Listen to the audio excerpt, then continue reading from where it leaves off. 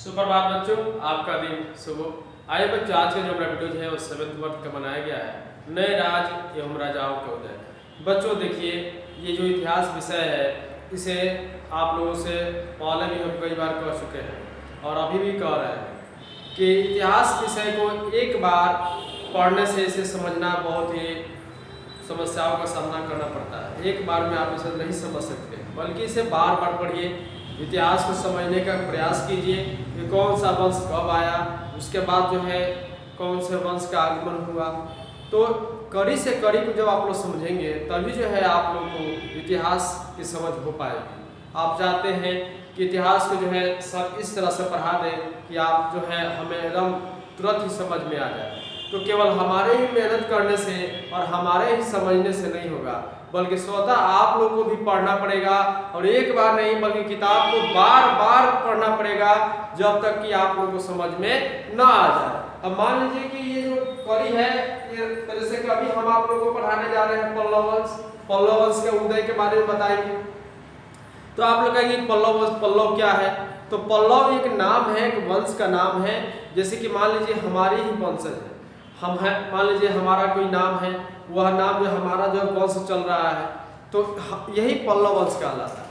तो यहाँ से जो नया वंश एक शुरू हो रहा है, उस वंश में क्या खासियत है, उनमें कौन कौन से राजा जो है प्रतापी हुए हैं, कौन कौन से वे उत्कृष्ट कार्य किए हैं, इनके क्या मतलब कि इनकी क्या योगदान है भारत में, विश्व में या कहीं पर भी। तो इस तरह की जानकारियाँ प्राप्त की जाती हैं। आप जानते हैं बच्चों कि आप लोग समझते हैं कि शिक्षक गण इसे पढ़ाएं कि हम तुरंत ही समझ में आ जाए। केवल शिक्षक और शिक्षक तो सब समझ रहे हैं, लेकिन आप लोगों को भी स्वतः मेहनत करना पड़ेगा और जो है मेहनत करने के बाद ही आप लोगों को इसका फल प्राप्त हो पाएगा। तो देखिए बच्चों, आप लोग आज जो है हम पढ़ाने जा रहे हैं पल्लव वंश के बारे में। तो पल्लव वंश के बारे में आप लोग जानेंगे कि पल्लव वंश के उदय, जिस समय मोखरी वंश का उत्थान हो रहा था। अब देखिए मोखरी वंश क्या होता है, वो भी एक वंश है। तो जिस समय मोखरी वंश का उत्थान हो रहा था, उसी समय पश्चिम और उत्तर पश्चिम बंगाल में गौड़ वंश का शासन कायम हुआ, ठीक ना। तो इस चीज को हम बार बार कहेंगे कि आप लोग इसे एक बार नहीं, दो बार नहीं, बल्कि बार बार पढ़ें, तभी जो है आप लोग को समझ में आएगा। और शांत दिमाग से शांतचित होकर पढ़ें। इतिहास बहुत ही डिफिकल्ट है, आप लोग जो है शांति बनाए के रखेंगे, शांति से पढ़ेंगे तभी समझ में आएगा। तो जिस समय मोखरी वंश का उत्थान हो रहा था, उसी समय पश्चिम और उत्तर पश्चिम बंगाल में गौड़ वंश का शासन कायम हुआ। प्रारंभ में बंगाल पर गुप्तों का अधिकार था, पर गुप्त साम्राज्य के पतन के बाद बंगाल में कई स्थानीय शासन हुए जिन्होंने अपनी स्वतंत्रता स्थापित कर ली थी। गौड़ राजाओं में शशांक सबसे शक्तिशाली राजा हुआ, ठीक ना। वह हर्षवर्धन का समकालीन था। उसने उड़ीसा, गंजाम, दंडभूमि और मगध पर अपना अधिकार कायम किया था। उसकी मृत्यु के बाद बंगाल में अराजकता फैली। इस स्थिति में से लाभ उठाकर कामरूप के भास्कर वर्मन, कन्नौज के यशोवर्मन और कश्मीर के ललितादित्य ने बंगाल पर आक्रमण कर दिया। तो जो भी वह प्रतापी राजा थे, जब वो मर गया, जो उसके जैसे, तो वहाँ पे जो अगल बगल के जो भी प्रतापी राजा थे वह जो उस पर आक्रमण कर दिया, ठीक ना। तो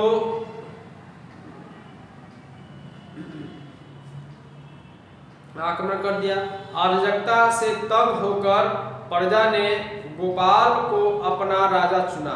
गोपाल ने शीघ्र ही अराजकता का अंत किया। उसने बंगाल और मगध पर अपना आधिपत्य कायम किया। गोपाल के बाद उसका पुत्र धर्मपाल शासक हुआ। उसने अदंतपुरी में एक महाविहार बनवाया था, ठीक ना बच्चों। तो अब देखिए, अब जो है यहाँ पर हम देखेंगे कि हमने जो है पल्लव वंश के उदय के बारे में जान गए। अब आइए उसके बाद हम लोग चलते हैं धर्मपाल के बारे में जानेंगे कि धर्मपाल कौन है। धर्मपाल, तो धर्मपाल के बारे में जान जाते हैं कि धर्मपाल इस वंश का पराक्रमी राजा हुआ। मैंने कौन वंश का? पल्लव वंश का। पल्लव वंश का एक प्रतापी राजा हुआ धर्मपाल हुआ। उसने उत्तर भारत की अराजकता से लाभ उठाकर अपने राज्य की सीमा बढ़ाई। उसने राज्य का विस्तार पूरब और बंगाल की खाड़ी में, पश्चिम और जलंधर तक और उत्तर में हिमालय से लेकर दक्षिण में विंध्य पर्वत तक था। उसने कन्नौज को राजा इंद्रधनुष को हराकर उसके पुत्र चक्रायुध को वहां का शासक नियुक्त किया था। पंजाब, यूपी, राजपूताना, मालवा, भोज, कुरु, मत्स्य, अवंती, गंधार आदि के शासक उसकी अधीनता कबूल करते थे। ठीक ना। धर्मपाल एक महत्वाकांक्षी राजा था। वह संपूर्ण उत्तर भारत का पर अपनी सत्ता स्थापित करना चाहता था। उस समय कन्नौज उत्तर भारत की राजनीति का केंद्र था। उत्तर और दक्षिण भारत के सभी शासक कन्नौज पर कब्जा करना चाहते थे। धर्मपाल कन्नौज को अपनी अधीनता करना चाहते थे, और दक्षिण के राष्ट्रकूट राजा और पश्चिम के प्रतिहार राजा उसके प्रतिद्वंदी थे। प्रतिहार का राजा वत्सराज और राष्ट्रकूट राजा ध्रुव के लौटने के बाद धर्मपाल ने कन्नौज पर पुनः अधिकार करना चाहा। इसी बीच राष्ट्रकूट राजा गोविंद द्वितीय तथा आक्रमण हुआ और धर्मपाल को अपने सामंत चक्रायुध के साथ आत्मसमर्पण करना पड़ा। गोविंद के लौटने के बाद नागभट्ट प्रतिहार ने चक्रायुध को पराजित कर कन्नौज पर अधिकार कर लिया। धर्मपाल ने नागभट्ट पर आक्रमण किया। मुंगेर में लड़ाई हुई, धर्मपाल पराजित हुआ। धर्मपाल बौद्ध था। उसने भागलपुर जिला में कहलगांव के नजदीक गंगा नदी के किनारे विक्रमशिला का महाविहार बनवाया। उसने सोमपुर बिहार की भी स्थापना की। तो इस तरह से देखिए बच्चों कि धर्मपाल ने किस प्रकार करने के कार्य किए हैं। ठीक ना। तो महाविहार बनवाया है उसने, जो